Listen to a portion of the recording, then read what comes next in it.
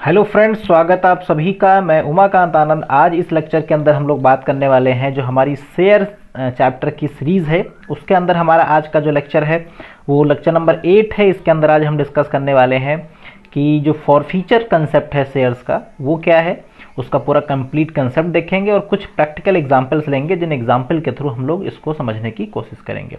क्योंकि जब हम शेयर्स चैप्टर की बात करते हैं तो शेयर्स चैप्टर के अंदर ये जो फॉरफीचर का कंसेप्ट है वो सबसे अहम और सबसे इम्पॉर्टेंट है। कई मरतबा बहुत बार एग्ज़ाम में ऐसा हुआ है कि एग्ज़ाम में इससे रिलेटेड क्वेश्चन पूछा जाता है, चाहे वो एग्ज़ाम आपकी 12th क्लास लेवल की एग्ज़ाम हो। 12th क्लास में भी जो क्वेश्चन पूछा जाता है वो सामान्य तौर पर फॉरफीचर वाले कंसेप्ट का ही क्वेश्चन होता है।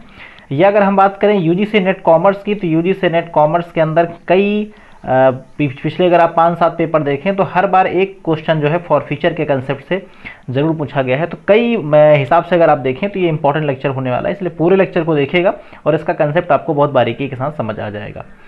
मैं आपको अपने बारे में बता दूं, मेरा नाम उमाकांत आनंद है। मैं रिसर्च स्कॉलर हूं लखनऊ यूनिवर्सिटी का। मैंने जीआरएफ क्वालिफाई किया कॉमर्स सब्जेक्ट में, एमकॉम एमबीए भी मैंने किया है और पिछले 5 वर्षों से मैं हायर एजुकेशन में हूं, जिसमें मैंने UG PG UGC NET commerce CMA और बोर्ड्स के भी स्टूडेंट को ट्रेन किया हुआ है। तो लेक्चर को स्टार्ट करते हैं और अब देखेंगे कि जो शेयर होता है वो शेयर एक्चुअली क्या होता है, फॉरफीचर जो होता है, फॉरफीचर ऑफ शेयर क्या होता है। तो एक बार जरा इसके कंसेप्ट को हम समझने की कोशिश करेंगे। देखिए, फॉरफीचर ऑफ शेयर की अगर हम बात करें तो फॉरफीचर ऑफ शेयर का मतलब ये होता है कि जैसे एग्जाम्पल के लिए मान लीजिए कि किसी कंपनी के शेयर्स हैं और एक कोई शेयर होल्डर है मिस्टर ए। उस शेयर होल्डर ने क्या किया कि उसको 500 शेयर इशू करे गए थे, जिस पर मान लो जो शेयर इसको इशू करे गए थे उस पर एप्लीकेशन था सपोज दैट 3 रुपये, अलॉटमेंट था मान लो कि 4 रुपये और फर्स्ट एंड फाइनल कॉल जो था वो था इसका कितना, 3 रुपये। मान लो कि शेयर 10 रुपये का था। इस बंदे ने क्या किया कि एप्लीकेशन का जो अमाउंट है वो प्रॉपर तरीके से पेड कर दिया, लेकिन जब नंबर आया अलॉटमेंट का और कॉल्स का तो ये किसी भी कारण से अलॉटमेंट और कॉल्स की वैल्यू पे कर पाने में असमर्थ रहा। यानी इसने ना ही तो अलॉटमेंट का अमाउंट दिया और ना ही तो कॉल्स का अमाउंट दिया।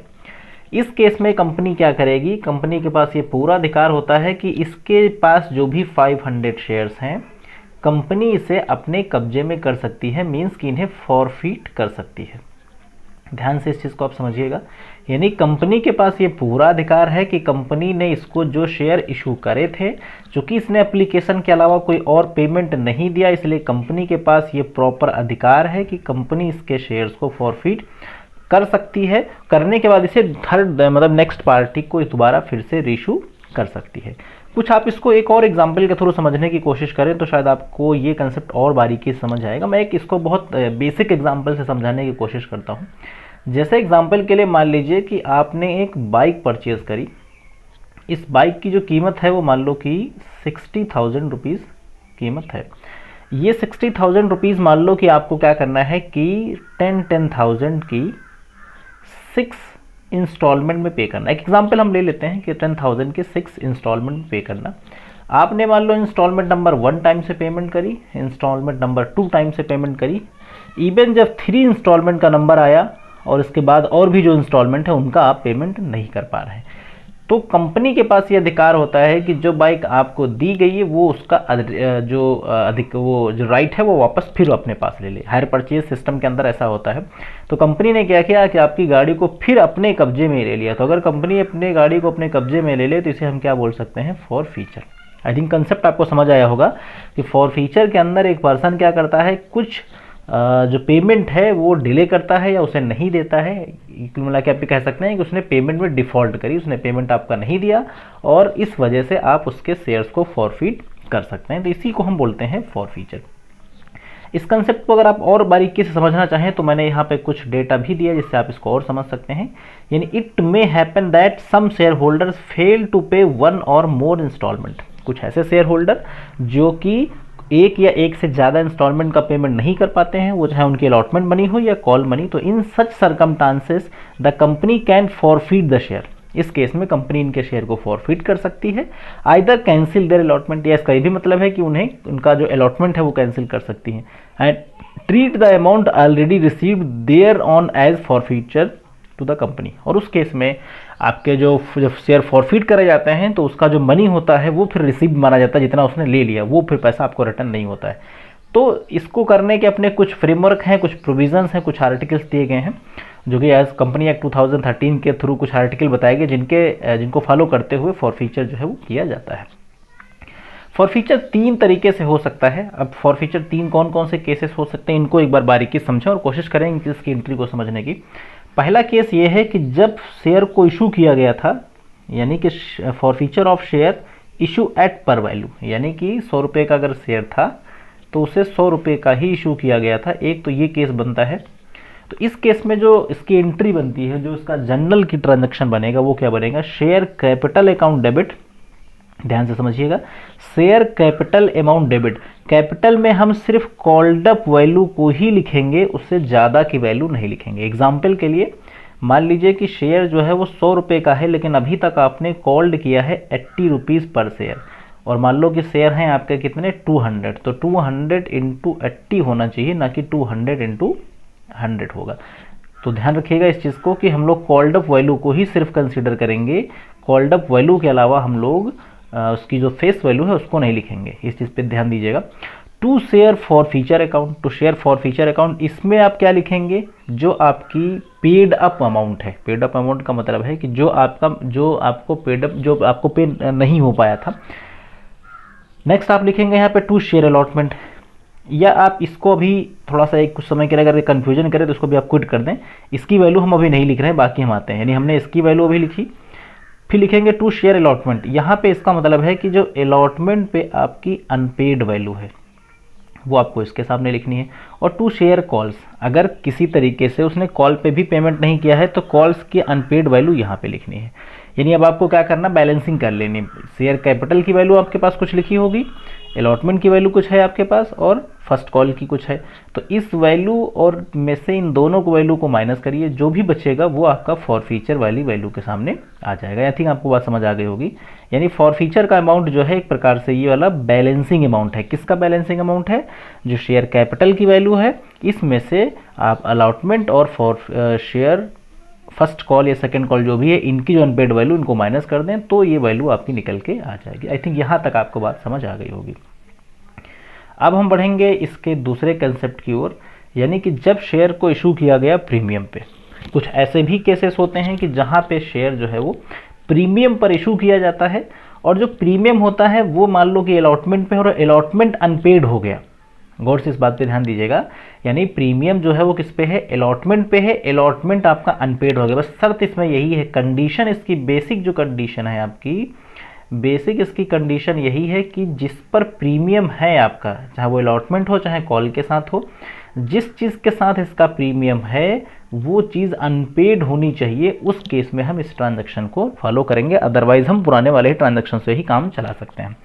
इस केस में होगी शेयर कैपिटल अकाउंट डेबिट, उसी तरीके से कॉल्ड अप वैल्यू और सिक्योरिटी प्रीमियम, जितने का भी प्रीमियम रहा होगा जो अनपेड वैल्यू के बराबर है। जो जैसे मान लो कि अलॉटमेंट अनपेड है, अलॉटमेंट पे 2 रुपये प्रीमियम था, तो वो प्रीमियम यहाँ पे वो भी डेबिट में आएगा।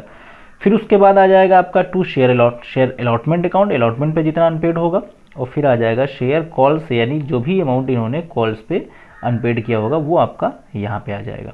ठीक है। अब उसी तरीके से इन दोनों के टोटल में से इन दोनों के टोटल को माइनस कर लेंगे। तो माइनस करने के बाद जो भी वैल्यू यहाँ पे बचेगी उस वैल्यू को हम लोग क्या करेंगे, यहाँ पे लिख सकते हैं, यानी कि शेयर फॉरफीचर के सामने लिख सकते हैं। बात आई थिंक आप समझ गए होंगे। जब कभी कोई शेयर इशू किया जाता है प्रीमियम पे, वो प्रीमियम आपका अलॉटमेंट के साथ हो या कॉल्स के साथ हो, वो प्रीमियम की वैल्यू आपकी अनपेड हो गई, एक बंदे ने उसको नहीं पे किया। फिर जब आप शेयर को फॉरफीट करेंगे तब फॉरफीचर की एंट्री करते समय आप शेयर प्रीमियम की उतनी वैल्यू को जितनी की अनपेड है उसे भी डेबिट में लिखेंगे। बाकी कंसेप्ट वही है। अलॉटमेंट आपका क्रेडिट में आएगा, अगर कॉल्स भी अनपेड है तो भी क्रेडिट में आएगी। आपको क्या करना है कि शेयर कैपिटल और शेयर प्रीमियम की दोनों वैल्यू में से अलॉटमेंट और कॉल्स की वैल्यू माइनस करेंगे, जो बैलेंसिंग फिगर आएगा वो आपका फॉरफीचर शेयर के आगे चला जाएगा। अब हम बढ़ेंगे इसके तीसरे कंसेप्ट पे। तीसरा कंसेप्ट है कि forfeiture of share at discount. कुछ केसेस में शेयर को जो फॉरफिट करते हैं वो डिस्काउंट पे इशू होते हैं, तो उस केस में क्या होती है एंट्री, उस केस में आपके लिए बहुत ज़्यादा मुश्किल नहीं होगा। Share capital account debit, share forfeiture account debit, discount on issue of share, share allotment and share calls, या जिसे कॉल्स इन एरियर भी कह सकते हैं। यानी इस केस में आपको कैपिटल लिखनी है कॉल्ड अप वैल्यू की, ठीक है। फॉरफीचर हम बैलेंसिंग से निकालेंगे, डिस्काउंट जो भी है वो क्रेडिट में लिखना है, अलॉटमेंट पहले भी क्रेडिट में करते थे और शेयर कॉल्स भी क्रेडिट में करेंगे। अब इस वाले में से इन तीनों की बैलेंसिंग माइनस कर लीजिए, जो भी कुछ यहाँ पर बचेगा आपका वो आपकी वैल्यू हो जाएगी क्या, जो भी कुछ आपका बचेगा वो वैल्यू हो जाएगी आपकी शेयर फॉर फीचर की। तो आई थिंक यहाँ तक आप इस कंसेप्ट को समझ पाए होंगे, बाकी कोई बहुत टेक्निकली मुश्किल नहीं है। हाँ, अगर इसमें कोई कन्फ्यूजन है तो इसको मैं एक और एग्जांपल से इसे समझाने की कोशिश कर रहा हूँ, शायद आप उस तरीके से इसको बेहतर तरीके से समझ पाएंगे।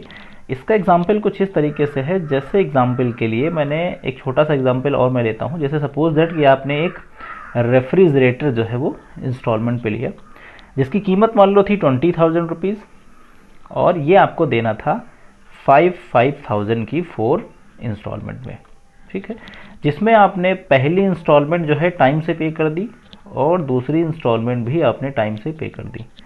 यानी अल्टीमेट देखा जाए 10,000 रुपये आपने अभी तक पे कर दिया और अनपेड कितना है, अनपेड जो है आपका वो भी अभी कितना है, 10,000 ही आपका अनपेड है। यानी कि जो पे किया आपने वो भी 10,000 पे किया और अनपेड भी आपका कितना है, वो भी आपका 10,000 ही अनपेड है। यहाँ तक तो आप शायद समझ ही गए थे। अब अगर आप तीसरी और चौथी इंस्टॉलमेंट वो बंदा ना दे तो अगर कोई वो कंपनी उस रेफ्रिजरेटर को जब फॉरफिट करेगी, दोबारा फिर अपने वापस अपने पास लेगी, तो उस केस में कंपनी को फ़ायदा कितने का हुआ भाई? एक्चुअल कीमत तो 20,000 की थी ही, 20,000 में 10,000 रुपये, ध्यान से समझिएगा, 20,000 की एसेट तो आपने उसको दी ही दी थी, 10,000 रुपये ही तो आपको उससे मिलना था अभी, 10,000 रुपये आपका बकाया था और आपने उसकी चीज़ कितने की जब्त करी, 20,000 की। तो अल्टीमेट फॉर फीचर जो हुआ आपका वो कितने का हुआ, 10,000 रुपये का। तो आई थिंक यहाँ तक आप बात को समझ पाए होंगे। अब इसको समझने के लिए सीधा चलते हैं हम लोग एक एग्जाम्पल के थ्रू, जिस एग्जाम्पल से इसको और बेहतर तरीके से समझा जा सकता है, वहाँ से इसका कंसेप्ट आपके पास आपको बिल्कुल और बारीकी से समझ आ पाएगा।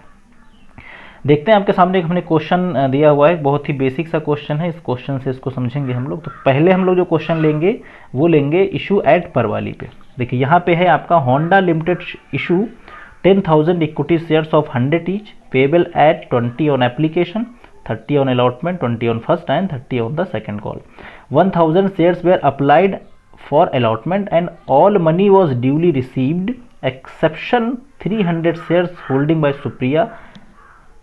इन्होंने क्या किया, कॉल्स पे नहीं दिया, एक्सेप्शन ऑफ बोथ कॉल्स, इसने ना ही तो फर्स्ट कॉल दी ना ही सेकंड कॉल, इसके शेयर को फॉरफिट किया गया। इस केस में इसका ट्रांजैक्शन क्या होगा, इसको हम लोग देखेंगे इस क्वेश्चन के थ्रू। तो हमेशा की तरीके से कुछ एंट्री शुरुआत की बिल्कुल वही होंगी। पहली इसकी एंट्री जो होगी बिल्कुल basic entry, bank account debit to share application.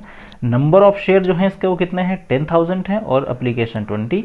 तो 10,000 को अगर आप 20 से मल्टीप्लाई कर दें तो वैल्यू आपकी 20,000 2 लाख हो जाएगी, जो कि पहली एंट्री हो गई। दूसरी share application to share capital, ये भी वैसे ही सेम एंट्री आपकी 20,000 की। तीसरी entry share allotment to share capital. अब आपको ध्यान होगा 10,000 शेयर, अलॉटमेंट 30 रुपये था, तो ये आपका 3 लाख हो गया। ऐसे ही चौथी एंट्री इसकी, यानी bank account debit to share allotment, यहाँ पे भी वही 3 लाख रुपए आपके रिपीट हो जाएंगे। अब आपको इसके बाद सवाल की जो बारीकियां हैं उन पे आपको ध्यान देना है। यहाँ तक कोई खास कन्फ्यूजन इसमें नहीं था, आगे की चीज़ों को आपको ध्यान से समझना रहेगा। उसमें शायद कुछ ऐसी चीज़ें हैं जो आपके लिए टेक्निकली हों और थोड़ा सा आपको उसमें समझना पड़ेगा। देखिए इस केस में अगर आप देखें तो अब हम लोग इसमें देखेंगे कि एक मिनट, कुछ थोड़ा सा इसको स्क्रॉल करने में प्रॉब्लम आ रही है। जी हाँ, अब आ गए सही। अलॉटमेंट तक आप देख चुके थे, अब फर्स्ट कॉल पाइए। Share first call account debit to share capital. अब आपको याद होगा कि शेयर फर्स्ट कॉल भी कितने का था, 20 रुपये का, तो 10,000 इंटू 20 यानी 2 लाख की आपकी ये वैल्यू। लेकिन जो बंदा था जिसके पास सुप्रिया नाम की जो लड़की थी, इसके पास कुछ शेयर थे 300 शेयर, जिसने फर्स्ट कॉल और सेकंड कॉल दोनों का पेमेंट नहीं किया। तो इसका मतलब इसकी जो रिसीव्ड की एंट्री होगी उसमें वैल्यू कम लिखी गई होगी या वहाँ पे वैल्यू कम रिसीव हुई है, तो ये बिल्कुल आप देख सकते हैं। Bank account debit to share allotment, अब चूंकि उसके पास नंबर ऑफ शेयर थे कितने, 300, 20 के हिसाब से उसने कितना नहीं दिया, 6,000 रुपये नहीं दिया। तो अगर 2 लाख में से आप 6,000 रुपये माइनस कर दें तो आपको वैल्यू मिल जाएगी 1,94,000, जो आपकी स्क्रीन पे आपको मिल रहे हैं। अब आइए शेयर सेकंड कॉल पे। तो share second call account debit to share capital, ये भी वैल्यू 20 रुपये की ही थी, सॉरी माफ़ कीजिएगा 30 रुपये की थी। 10,000 इंटू 30, तो 10,000 इंटू 30 यानी 3 लाख रुपये। इसने भी 300 पे आपको अनपेड मिली थी वैल्यू, तो अगर इसमें आप अनपेड की बात करें तो इसकी भी अनपेड वैल्यू को हम लोग कैलकुलेट करेंगे, यानी कि 300 इंटू 30 कितना हो जाएगा, 300 इंटू 30 हो जाएगा 9000। तो 3 लाख में से अगर 9000 माइनस कर दें तो 2,91,000, यानी bank account debit to share first and final पे कितना मिला, 2,91,000। अब इसकी जो सबसे अहम और सबसे मेन एंट्री है उस पर ध्यान देना है, उसको बारीकी से आप समझिएगा। अब हम आते हैं इसकी फॉर फीचर की एंट्री पे। फॉर फीचर की आपको याद होगी एंट्री, हमने आपको बताया थी पर के अगर इशू किया जाएगा शेयर पर में तो उसके केस क्या होगा, share capital account debit to share first call to share second call to share allotment. आपने भी देखा होगा कि शेयर अलॉटमेंट भी हम लोग इसके अंदर कंसीडर करेंगे और फिर आपकी वैल्यू आ जाए, लेकिन अलॉटमेंट नहीं लिखेंगे। क्यों नहीं लिखेंगे, क्योंकि अलॉटमेंट इसमें पे ही कर दिया था। तो यहाँ पे इस बंदे ने दो चीज़ें नहीं पे किया है, फर्स्ट और सेकेंड। फर्स्ट पे इसने 600 नहीं पे किया, सेकेंड पे 900 नहीं पे किया, ये हमें ध्यान रखना है। अलॉटमेंट चूंकि इसने दे दिया तो इसे हम कंसीडर नहीं करेंगे। तो यहाँ पे share capital account debit to share first call to share second call to forfeiture. अभी हमें फॉर फीचर की वैल्यू को नहीं देखना है। आप देखिए आपके पास नंबर ऑफ शेयर कितने थे, 300। कॉल्ड अप चूंकि 10 पूरा कॉल्ड अप हो गया है, सॉरी 10 नहीं था, 100 था, 100। तो 300 इंटू 100 कितना हो गया, 30,000। फर्स्ट कॉल पे इसने 6,000 नहीं दिया, सेकंड पे कितना नहीं दिया, 9,000 नहीं दिया। तो 9 6 कितना हो गया, 15। 30 में से आप 15 माइनस कर दीजिए तो वैल्यू यहाँ पर कितनी आनी चाहिए, वैल्यू यहाँ पे आनी चाहिए 15,000, जो आपको सामने दिखाई पड़ रही होगी। तो आप शायद इसके कंसेप्ट को भली भांति समझ पाए होंगे कि इस केस में हमें क्या करना होता है। अब इसका देखेंगे हम लोग एग्जाम्पल नंबर 2 की, जिस केस में दूसरा केस आपको मिलेगा। एग्जाम्पल नंबर 2 भी आपका इसी से संबंधित है, वो इसमें भी हमने दूसरा केस नहीं कंसिडर किया है ताकि आपको ये कंसेप्ट और डिटेल में समझ आ जाए। देखिए यहाँ पे एक है आपके साहिल शेयर होल्डर हैं जो fail to money on the second and final call. इन्होंने सेकंड और फाइनल कॉल का पेमेंट नहीं किया 20 रुपये के हिसाब से। 1000 शेयर इनको इशू किए गए थे। फेस वैल्यू शेयर की 120 रुपये है और इसकी जो मेन वैल्यू है वो 100 रुपये है। His shares were forfeited after the second call. Second और फाइनल के बाद इनके शेयर को फॉरफिट किया गया। फॉरफीचर की ही एंट्री देनी है, सारी एंट्री नहीं करनी है। तो हमको फॉरफीचर में दो चीज़ें ध्यान देनी पड़ती हैं कि इस बंदे ने अनपेड इसका क्या हुआ है। हमें सबसे पहले क्वेश्चन में क्या ढूंढना है कि अनपेड की जो वैल्यू है आखिर वो वैल्यू कितनी है। तो कहा गया था कि 20 रुपये इसका क्या था, अनपेड था, फेल टू पे द मनी। तो 20 रुपये अनपेड था, यानी 10,000 शेयर थे, 20 से करो भैया मल्टीप्लाई, वैल्यू कितनी हो गई, 20,000। ये हमारे मतलब की है, ये हमें ध्यान रखनी है। अब हम आएंगे एंट्री पे। तो एंट्री इसकी forfeiture share account debit, एक मिनट, हाँ, forfeiture share account debit हो जाएगा to share first and final call. तो यहाँ पे 1000 शेयर, उसकी जो मेन फेस वैल्यू है, called up value face value 100 रुपये, तो 1000 इंटू 100 कर देंगे तो कितना हो जाए, 1 लाख रुपये। अनपेड कितना था, ये 20,000 जो हमने यहाँ पे दिखाया हुआ है। तो फॉर फीचर वैल्यू कितनी हो गई, 80,000। आई थिंक आपको ये बात भी समझ आ गई होगी कि इसमें क्या हम लोगों ने किया हुआ, 80,000 इसका हो गया फॉर फीचर। तो पर वैल्यू का फॉर फीचर का कंसेप्ट आपको बारीकी से समझ आ गया होगा। अब हम बढ़ेंगे इसके दूसरे केस पे। इसका दूसरा केस आपकी स्क्रीन पे है, इसका क्वेश्चन। इसमें हम लोग देखेंगे for feature of share issue at premium. यहाँ पर जो शेयर है वो प्रीमियम पर इशू किया जा रहा है। तो Suneha share holder holding 500 shares of 10 each, 500 share है इनके पास, 10 रुपये का एक शेयर है। Did not pay the allotment of 4 per share, इन्होंने अलॉटमेंट का पेमेंट नहीं किया जिसमें 2 रुपये प्रीमियम का इंक्लूडेड था। And first and final call 3 रुपये, फर्स्ट एंड फाइनल कॉल भी इन्होंने नहीं दिया। इनके शेयर को फॉरफिट किया गया। कब फॉरफिट किया गया, फर्स्ट एंड फाइनल कॉल के बाद। फॉरफीचर की एंट्री देनी है। तो फिर हम क्या करेंगे इस केस में, हमें दो चीज़ें पहले ढूंढनी है कि इन्होंने पे क्या नहीं किया। एक चीज़ तो इसने अलॉटमेंट नहीं दिया और एक चीज़ इसने फर्स्ट एंड फाइनल नहीं दिया। अलॉटमेंट इसने कितना नहीं दिया, पहले ये वैल्यू भी ढूंढ ले तो आसान हो जाएगा। तो 500 रुपये तो ये इसको दिए गए थे, 500 शेयर। फॉर फीचर जो इसने नहीं पे किया हुआ है वो 4 रुपये अलॉटमेंट पे, तो 5 इंटू 4 यानी इसने 2000 रुपये अलॉटमेंट के नहीं पे करें। फर्स्ट एंड फाइनल कॉल पे 3 रुपये था, तो यानी इसको हम दूसरे साइड में लिख लेते हैं 500 इंटू 3, यानी 1500 इसने ये नहीं पे किया। हमें ध्यान क्या रखना है, दो वैल्यू ध्यान में रखनी है, एक तो 2000 और एक ये 500। अगर आप चाहो तो अब आसानी से इसे सॉल्व कर सकते हो। देखिए बस दो चीज़ें याद रखनी है। अलॉटमेंट आपको ध्यान होगा कितना था, 2000, और फर्स्ट कॉल कितना था, 1500। ये बात आपको ध्यान रखनी है। तो entry share capital account debit. अब ध्यान करिए कि इसमें प्रीमियम है, तो प्रीमियम कितने रुपए का था, प्रीमियम 2 रुपये का था, तो प्रीमियम की एंट्री अलग होगी share premium account debit, 2 share allotment, 2 share first call. For feature की वैल्यू हम लोग बैलेंसिंग से निकालेंगे। पेड अप वैल्यू कितनी थी, 100 रुपये। शेयर कितने थे, 500, तो 500 इंटू 100 रुपये नहीं था, सॉरी 10 रुपये था, तो 500 इंटू 10 कर दीजिए, ये वैल्यू कितनी हो गई, 5000। उसी तरीके से 500 इंटू 2 प्रीमियम के सामने, 500 इंटू 2 प्रीमियम के सामने 1000 रुपये। फर्स्ट कॉल नहीं दिया था कितना, 1500, और अलॉटमेंट नहीं दिया था कितना, 2000। तो ये हो गया 5 1 6, यानी ये बैलेंसिंग वैल्यू कितनी, 6000, और ये हो गया आपका 3500। तो 6000 से 3500 जाएगा तो बचेगा कितना, 2500। ये 2500 रुपये हो गया आपका क्या, शेयर फॉर फीचर। तो यानी यहाँ तक आपको जो कंसेप्ट है वो कम्प्लीटली समझ आया होगा कि इस केस में हम लोग जो है वो क्या कर रहे हैं। अब इसका जो तीसरा सबसे अहम क्वेश्चन है वो हम लोगों को देखना है, जिस केस में हम डिस्काउंट के क्वेश्चन को सॉल्व करेंगे।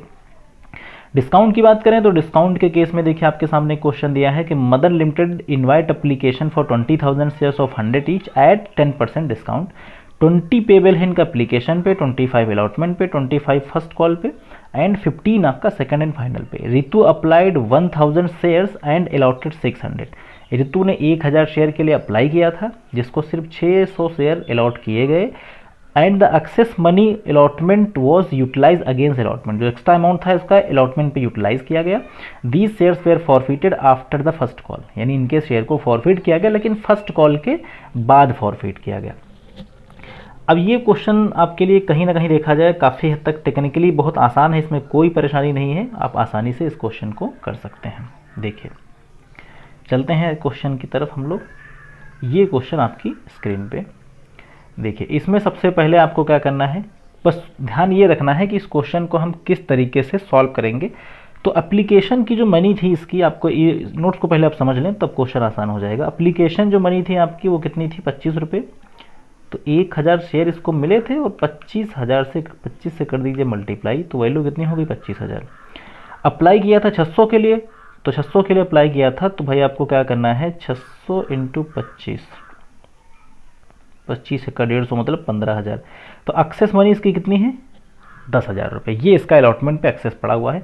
अब आप इस क्वेश्चन को आसानी से सॉल्व कर सकते हैं। तो शेयर कैपिटल अकाउंट डेबिट और discount on issue of share, ये भी डेबिट हम लोग करते हैं। शेयर कैपिटल इसकी 51,000 रुपये लिखी गई है। अब 51,000 में अगर कोई डाउट है तो इसको हम लोग समझ सकते हैं। एक मिनट वापस आप चलिए क्वेश्चन की तरफ, इसको एक बार फिर से आप समझ लें कि 51,000 आखिर क्यों लिखा गया है। देखिए क्वेश्चन फिर से पढ़ा जाए। Mamta limited invite application 20,000 shares 100 each, discount आपका 10% का है। Payable 25 application, 25 allotment, 25 first and 15 second पे। Ritu who applied 1000 shares who allotted 400 shares and excess money utilise against the allotment and on the money on the allotment. These shares were forfeited after the first call, यानी इन share को forfeit किया गया first call के बाद। तो यानी आपका यहाँ पर पेड अप वैल्यू कितनी है, बस इस पे ध्यान देना है।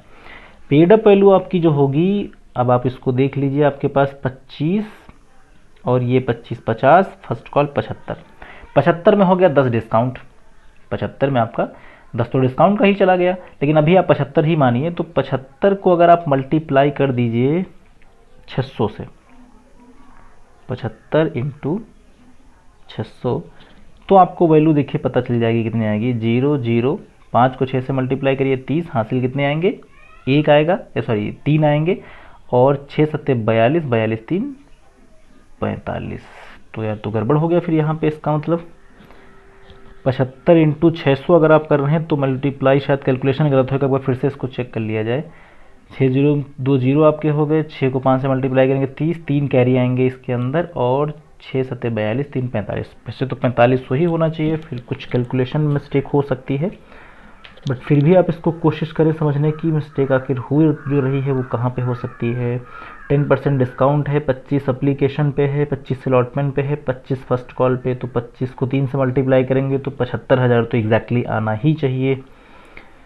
25 3 75, 75 5 90, नहीं बिल्कुल गलती हो रही है यहाँ पे, क्योंकि 75 को 5 से मल्टीप्लाई करेंगे तो 90 होगा, यानी इसके अंदर आपका डिस्काउंट इंक्लूडेड नहीं है।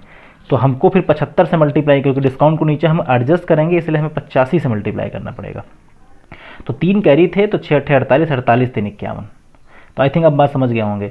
ये जो वैल्यू आपके पास दे रखी थी एप्लीकेशन अलॉटमेंट फर्स्ट सेकंड, ये डिस्काउंट माइनस करके है 90 है, क्योंकि हम जब लिख रहे हैं तो हम 100 के अकॉर्डिंग ही लिखेंगे, डिस्काउंट को हम नीचे एडजस्ट करेंगे। तो अगर आप उसमें से सेकंड कॉल नहीं मिला है, यानी कि आप अगर 100 में से सेकंड कॉल हटा दें तो बचेगा 85, तो 85 को 600 से मल्टीप्लाई करना है, जो कि 51,000 होगा। तो आई थिंक 51,000 वाली बात आप समझ गए होंगे।